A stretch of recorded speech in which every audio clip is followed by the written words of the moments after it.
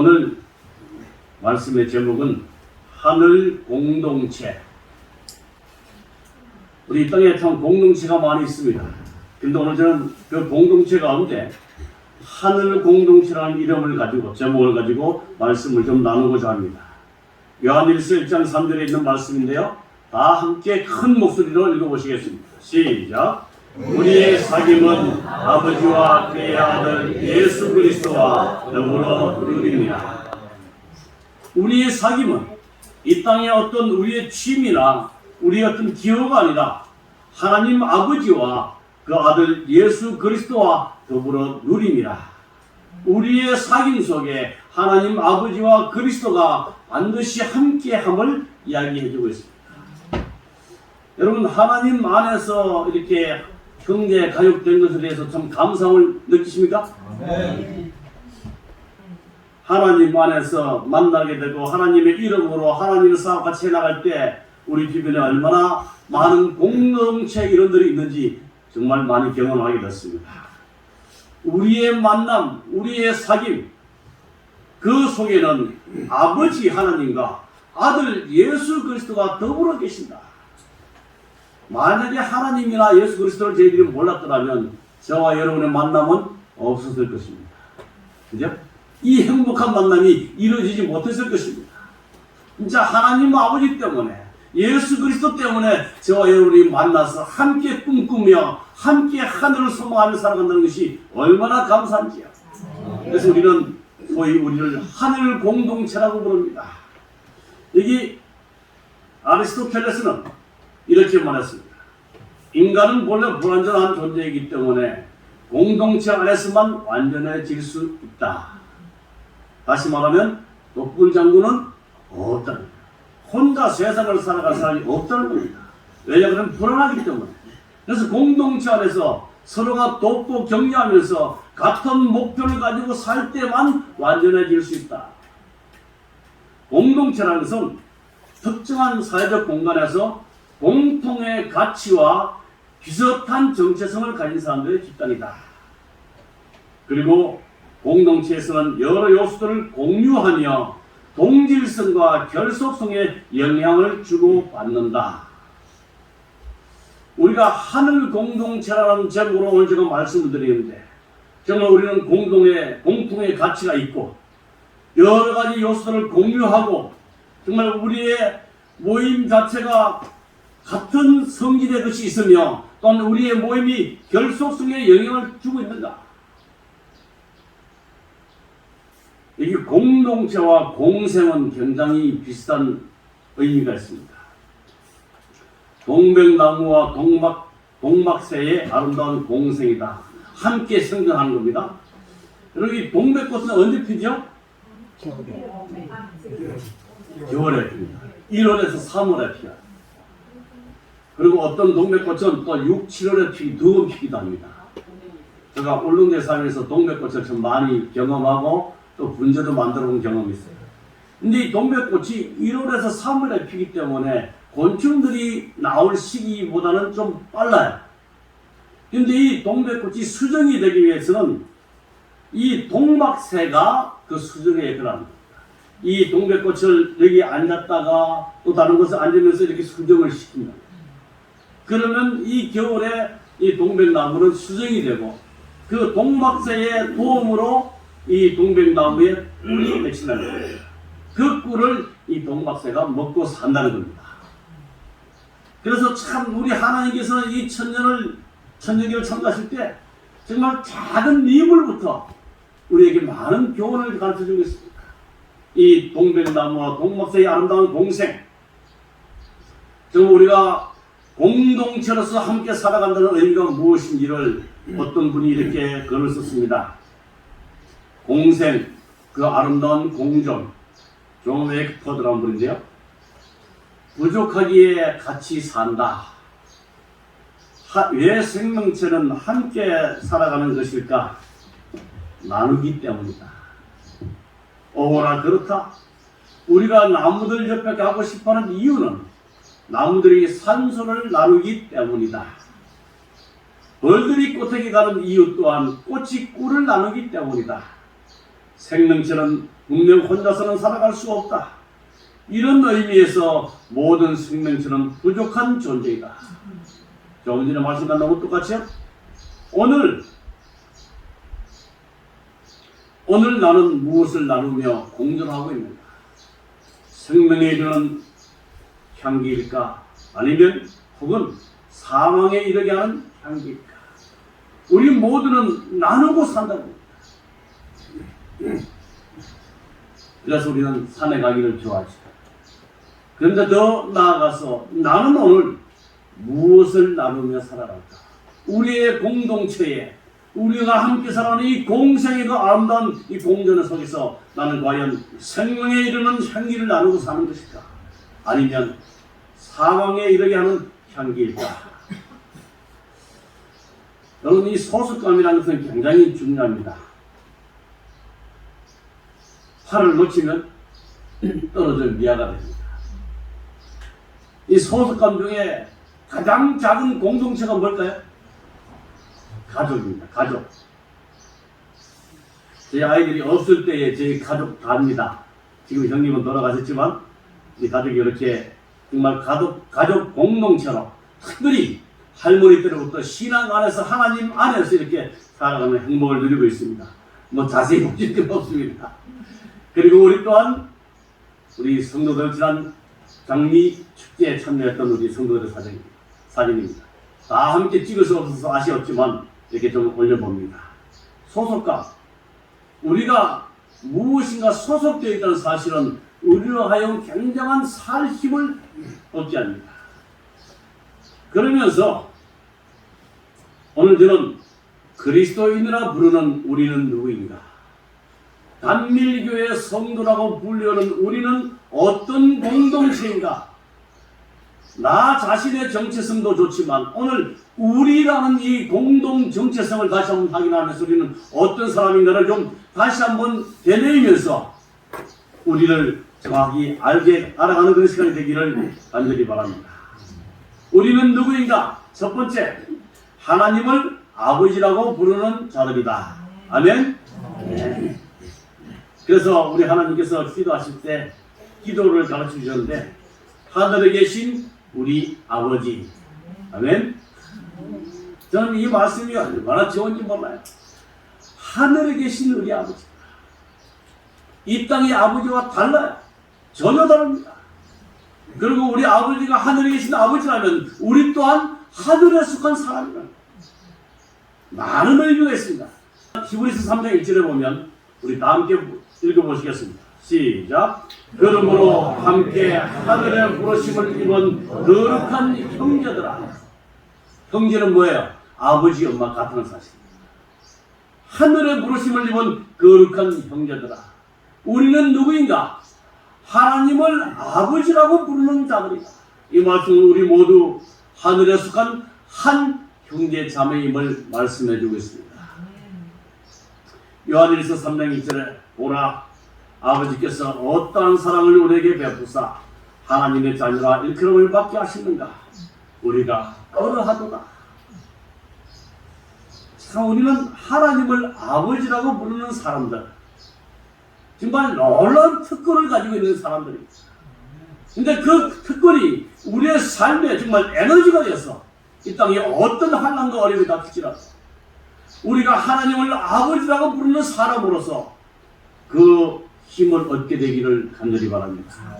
더 나아가서 우리는 정말 가족과 같은 사람임을 우리는 기억해야 될 것입니다.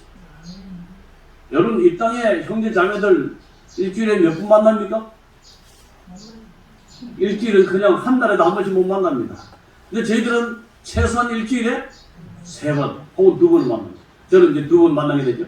뭐 저도 이제 주중에 와서 또 만나게 되는데, 진짜 어떤 이 땅의 혈육을 나눈 가족들보다 더 많은 횟수로 현실적으로 만남을 가지고 있습니다. 그런데 우리의 만남을 통해서 우리가 하나님 아버지를 함께 배우며 하나님께서 우리에게 가르치신 그 사랑을 나누는 공동체,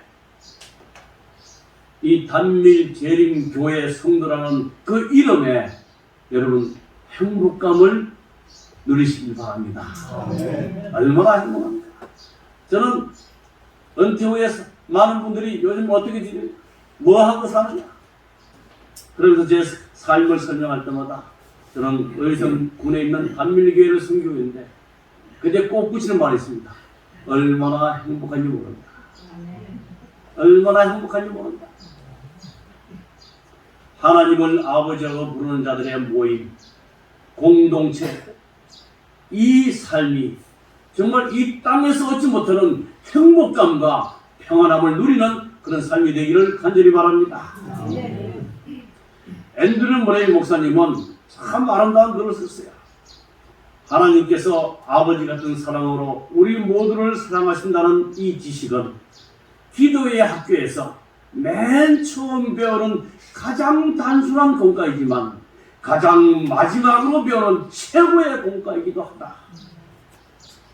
처음에 기도 배울 때 그러죠. 하늘에 계신 우리 아버지하고 아이들 가르칩니다.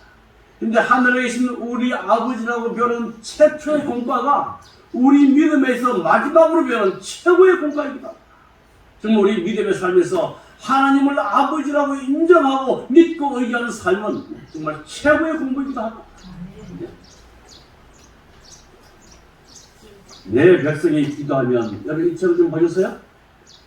우리 교단에서 나온 책인데요. 랜디 맥스웰 목사님이 쓰신 책인데 이 책의 4장에 보면 소속감의 힘이라는 소주제가 있어요. 이 글에 보면 너무 아름다워서 같이 좀 천천히 읽어보겠습니다. 시작. 소속되어 있다는 느낌보다 더 가슴 벅찬 느낌이 있을까? 그대가 있는 그대로 받아들여지고 사랑받고 가치 있게 여겨진다는 느낌보다 더 벅찬 느낌이 있을까? 계속 이어집니다. 소속될 수 있는 곳, 우리가 특별하고 필요하고 사랑받고 있음을 느끼게 해주는 사람들로 이루어진 동아리에 소속되는 것, 이것이 모든 사람들의 마음의 외침이 아닌가? 우리의 운명은, 여러분의 백성은 누구이며 여러분이 누구에게 속해 있는지에 따라 좌우된다. 소속되어 있다는 느낌보다 더 가슴 벅찬 느낌이 있을까? 이어지는 말입니다. 우리는 소속되어 있다. 언제나 말이다. 여름에도 가을에도 겨울에도 봄에도, 그리고 무릎을 꿇을 때도, 스트레스가 나를 덮을 때에도, 어디에 있든지 무엇을 하든지 어떻게 느끼든지 하나님은 우리를 원하신다. 우리는 소속되어 있다. 우리는 그분의 백성이다. 하나님 것이 다 함께 있습니다. 시작. 여러분의 이성을 뛰어넘어 여러분은 하나님의 보배로운 소유물이라는 것과 그 어떤 다른 사람도 하나님의 가슴 속에서 그대의 자리를 대신할 수 없다는 것을 기억해야 한다. 아멘. 아멘. 너무 좋아요. 그 어떤 다른 사람도 하나님의 가슴 속에서 그대의 자리를 대신할 수 없다는 것을 기억해야 한다. 저는 가끔 이렇게 목회를 하면서 훌륭한 설교자들의 설교를 들을 때마다 부러워질 때가 있습니다. 야, 정말 설교 은혜롭다, 감동적이다.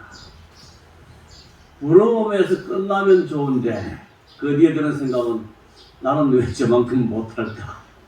이런 생각으로 조금 실망이 될 때가 있어요. 근데 그때마다 하나님께서 저에게 들려주신 음성이 있습니다.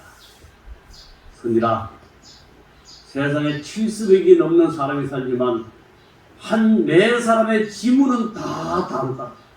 70억의 인구가 지문이 다 달라요. 그것처럼 너는 나에게 다른 특별한 사람이다. 그 사람들과 똑같지 않아도 괜찮다. 너만이 가진 개성으로 나를 찬양할 때 나는 행복하다. 이런 음성을 들려줄 때 제가 얼마나 행복한지 모릅니다. 여러분, 다른 사람들을, 여러분보다 훌륭한 사람들을 부러워하지 말기 바랍니다. 하나님의 가슴 속에는 여러분의 자리를 대신할 수 그 어떤 것도 없다는 사실을 우리에게 말해주고 있습니다. 하나님이 우리의 아버지시다. 그 아버지의 사랑이 이 땅에 속한 모든 자들 한 사람도 예외 없이 우리에게 미친다는 사실은 우리가 얼마나 행복한 사람인가를 가르치고 있습니다. 오늘 우리는 하늘 공동체 이 첫 번째 가운데 하나님을 우리는 아버지라고 부르는 사람들이다. 아멘? 아멘. 그러한 행복을 꼭 누리시기를 바랍니다. 두 번째, 하나님이 친구라고 부르는 자들이다. 여기 이제부터 너희를 친구라 하였노니, 우리 예수님께서 이 땅에 계실 때 가룟 유다가 우리 예수님을 팔기 위해서 이제 밤에 예수님이 기도하신 곳으로 그 로마의 병사들을 데리고 옵니다. 그때 우리 예수님께서는 이 유다가 자신을 팔 것을 알고 이 병사들을 데리고 온 것을 아심에도 불구하고 유다에게 뭐라고 말씀하셨어요? 친구여, 그 다음에요, 그대가 할 일을 하라.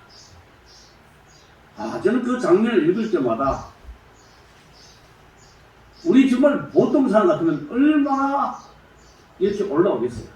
이놈이 내가 그토록 가르치고 그토록 내가 그에게 하나님의 사랑을 가르쳤구만, 나를 팔로다.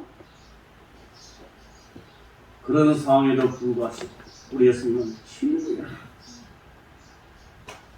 그때 유다에게는 마지막 호소였습니다. 유다가 예수님을 팔기 이전에 정말 우리 예수님께서 그에게 마지막으로 해결할 수 있는 기회가 그를 부르는 음성이었습니다. 친구야. 그러나 유다는 이 예수님의 따뜻한 우정의 말씀을 거절하고 말았습니다. 누군가는 말했습니다. 진정한 친구를 가지지 못한 인생은 절반의 인생이다. 여러분, 정말 좋은 친구 있습니까? 정말 우리 이 땅에 친구도 필요합니다. 그래서 저는 목회 후배자들한테 목회하면서 반드시 아픔과 힘든 일을, 혹은 어려운 일을 나눌 수 있는 선후배를 사귀라. 반드시 가지고 있으라고. 물론 우리는 더 나아가서 우리의 모든 문제를 해결해 줄 수 있는 하나님이 우리의 친구 되심을 우리 또한 알고 살아가야 합니다. 진정한 친구를 가지지 못한 인생은 절반의 인생이다. 살면서요, 친구 없는 분들은 많이 외로워 보여요. 제 눈에도 그렇습니다. 제가 감동 어린 이야기를 한번 들려드리겠습니다. 어느 노예 시장에서 한 젊은이가 사진처럼 저렇게 쇠사슬에 묶여서 팔리게 되어 있습니다. 근데 이 젊은이는 태어날 때부터 종의 신분으로 태어났기 때문에 늘 팔려다니면서 일을 합니다. 이제 30살에 가까운 이 친구는 사는 데 찔렸어요. 그래서 노예 시장에서 그의 주인이 팔려고 하는데 그가 소리 지릅니다. 나는 더 이상 일하지 않을 거다. 누구든지 나를 사는 사람은 아마 실패할 것이다. 나는 살기 쉽지 않다.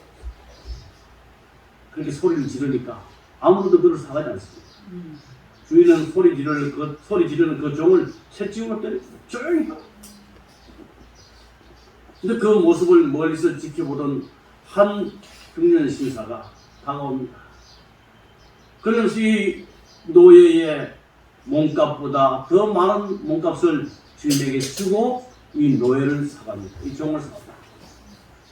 이 종은 여전히 소리 지릅니다. 선생님 아마 실수한 것입니다. 나를 사는 것은 정말 실수하는 것입니다. 나는 일하지 않을 것입니다. 근데 이 중년 신사는 아무 말도 하지 아니하고 이 노예와 함께 자기 집으로 걸어가고 있습니다. 집으로 걸어가는 동안 이 노예는 계속 입에서 불평 소리를 하면서, 하지만 이 주인은 아무 말을 하지 않습니다. 이 노예와 함께 걸어가면서 이 노예를 묶었던 쇠사슬의 열쇠를 가지고 노예를 다 풀어줍니다. 아주 자연스러운 몸으로 풀어줍니다. 그리고 그의 집까지 함께 갑니다. 이상하게도 노예는 도망가지 않았어요. 이제 집에 도착한 이 중년 신사는 아주 큰 집이었어요. 잔디밭도 있고 집도 큰 집이에요. 집으로 이 노예를 안내하는데 이 노예는 어리둥절한 겁니다. 집 안에 들어가 살아본 적이 없기 때문에. 아니, 나는 안 들어갈라. 들어오죠. 주인의 말에 이 노예는 처음으로 집 안을 들어갑니다. 집 안에 들어왔을 때 이 주인은 저쪽 방은 자네 방이고 이 방은 내 방이 있어요. 앞으로 자네는 저 방에서 지내고 나는 이 방에서 지내. 이제 아침은 자네가 좀 하고 저녁은 내가 하겠네. 이 노예는 처음으로 사람 대접을 받아온 겁니다. 처음에 이 말을 들었을 때 이 노예는 믿지 않습니다. 도대체 저런 주인이 있는가? 그렇게 해서 일주일을 살아갑니다. 살아가면서 노예의 마음속에는 도대체 내 주인은 어떤 사람인가? 어떤 사람이길래 나를 이렇게 사람다운 취급을 합니까? 어느 날 이 노예의 생일이라고 하는 그 날을 이 주인은 지었습니다. 그 전날 아침에 저녁에 이 주인이 말하기를 내일 아침은 내가 하겠네. 자네는 내일 아침을 하지 말고 쉬게 하라. 아, 주인님 아닙니다. 그럴 수가 없습니다. 제가 하겠습니다. 지금까지 베풀어진 사람도 큰데 아니세 내일 아침은 내가 하겠네. 그리고 그 다음날 아침에 이 노예의 생일날에 주인은 평생껏 음식을 준비했습니다. 그리고 지금까지는 따로 옆에서 밥을 먹었는데 이 생일날에 식탁에서 함께 식사를 하게 됩니다. 노예의 마음은 감동에 감동입니다. 밥을 다 먹으면서 이 주인은 여러 가지 이야기를 나눕니다. 자네는 이제 노예가 아닌 오늘부로 나와 친구로 함께 살아갔어요. 나도 이 세상을 혼자 살아가는 사람인데 나와 친구가 되어서 우리 사랑을 나누면서 살아갔어요. 그리고 그날 저녁에 생일 파티를 여는데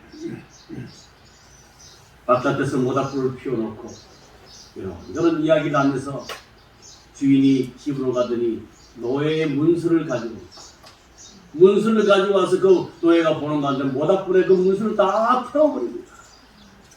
이제는 자유의 몸이 자네가 그 1년 동안 나를 위해서 봉사했는데 이제 내일부터는 자유의 몸이 되었으니 어디든지 그대가 원하는 데로 가서 살 수 있네. 그때 이 노예가 주인 앞에 무릎을 꿇고 하는 말, 주인이여, 제가 평생을 당신을 위해서 바치겠습니다. 결코 당신을 떠나지 않겠습니다. 그때 주인은 그 노예를 안아주면서 이제 자네와 나는 친구이세요. 우리 친구로서 함께 평생을 지났어요. 그런 이야기가 전해져 옵니다. 정말 우리의 죄의 종의 모든 신분을 자신의 피로 다 해방시켜 주시고 우리에게 정말 이 땅에 주지 못하는 자유를 선물로 주신 우리 예수님은 우리를 향해서 친구라고 불러주십니다. 당신은 예수님의 진정한 친구인가? 진정한 친구를 만나기는 참 어렵고 그 친구와 헤어지는 것은 더욱 어렵고 그 친구를 잊고 산다는 것은 불가능하다.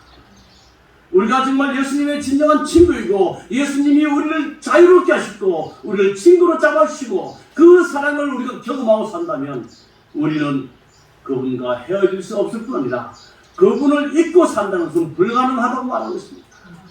오늘 우리를 친구로 삼아주신 그 예수님의 사랑 받아들이시고 예수님의 귀한 친구가 되시기를 간절히 바랍니다. 여기 진짜 친구라는 글이 있어요. 너무나 공감이 가서 제가 좀 가져왔습니다. 진짜 친구는 여러분의 모든 노력들을 응원합니다. 진짜 친구는 여러분의 약간의 모자란 인격도 사랑합니다. 진짜 친구는 모든 것을 용서해 줍니다. 진짜 친구는 항상 당신의 뒤에서 묵묵히 서 있습니다. 진짜 친구는 당신의 선택을 존중해 줍니다. 강요하지 않는 진짜 친구는 당신의 모든 사소한 버릇이나 단점까지도 알고 있습니다. 진짜 친구는 언제나 연락이 가는 친구입니다. 진짜 친구는 당신의 비밀을 지켜줍니다. 진짜 친구는 당신의 옷차림에 관심을 두지 않습니다. 진짜 친구는 언제나 여러분에게 내어줄 수 있는 시간을 준비해 둡니다. 진짜 친구는 항상 여러분이 기댈 수 있는 사람입니다. 여러분 여기에 진짜 친구 대신에 예수님은 하고 나니까 딱 맞더라고요. 하나님은 여러분의 모든 노력을 응원합니다. 예수님은 여러분의 약간 모자란 인격도 사랑합니다. 하나님은 여러분의 모든 것을 용서해 주십니다. 하나님은 당신 뒤에서 묵묵히 서 계십니다. 하나님은 당신의 선택을 존중해 줍니다. 하나님은 언제나 우리의 비밀을 지키십니다. 하나님은 우리의 옷차림에 관심이 없고 우리의 마음에 관심이 있습니다. 하나님은 언제나 우리에게 시간을 내어주시는 분입니다. 하나님은 항상 우리가 기댈 수 있는 그런 분입니다. 진짜 우리를 친구라고 불러주신 그 예수님의 진정한 친구가 되시기를 간절히 바랍니다. 우리 또한 이러한 분이 우리의 친구가 되심을 인해서 감사하고 찬양하는 삶이 되기를 간절히 바랍니다. 그리고 더 나아가서 우리 모두 서로에게 이런 친구가 되면 참 좋겠습니다. 요즘 기독교인조차도 많은 외로움 속에 살아가는 것이 현실입니다. 우리의 믿음과 우리의 감정과 우리의 신앙을 서로 나누는, 서로 이야기할 수 있는 하나님 안에서의 친구가 잘못된 사실이에요. 성도 여러분, 정말 좋은 친구 되신 그 예수님과 깊은 교제를 나누시게 되기를 간절히 바랍니다. 그 예수님과의 교제, 친구와 나눈 그 사랑만이 오늘 우리의 모든 유혹에서 우리를 지켜줄 것입니다. 그리고 더 나아가서 우리는 서로 이렇게 좋은 진짜 친구가 되시기를 간절히 바랍니다. 많은 사람들이 제가 시대의 소망을 읽다가요, 아주 충격적인 글을 읽었습니다. 많은 사람들은 자기를 사랑하고 자기와 뜻이 같으며 자기를 아껴주는 사람들을 사랑한다. 그 뒤에 말씀이, 그러나 그것은 이기적인 사랑이다. 나와 아무런 관계가 없고 사람들로부터 외면당하고 외로움 속에 있는 자들을 찾아서 사랑하는 사랑이야말로 참된 사랑입니다.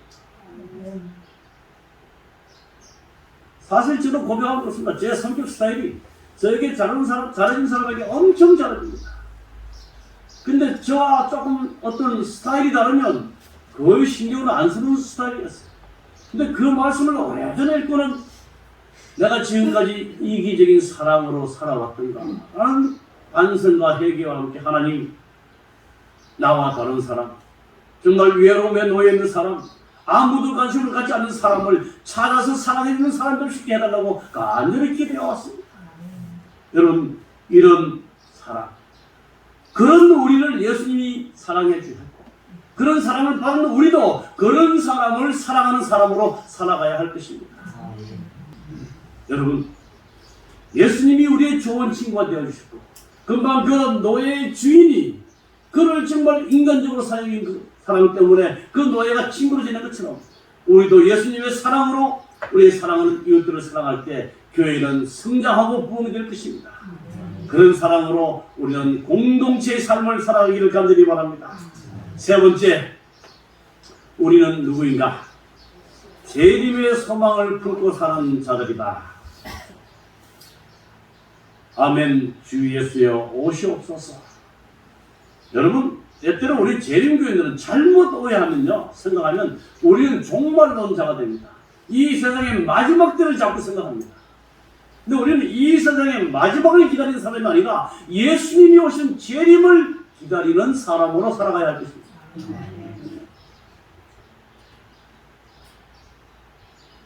잠시 잠깐 오면 오시리가 오시리니 지체하지 아니하시리라. 우리가 재림의 소망을 품고 사는 그 이유는 우리는 이 땅에 속한 사람이 아니기 때문입니다. 이 땅에 거하여 살지만 이 땅에 속하지 않는 사람들. 그래서 빌립보서 3장 20절 우리 다 함께 읽어보시겠습니다. 시작.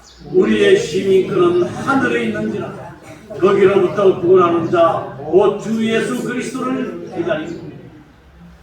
주의 재림을 기다리고 사십니까? 주의 재림이 여러분의 삶의 소망이 되기를 간절히 바랍니다. 히브리서 12장 28절 다 함께 읽습니다. 시작.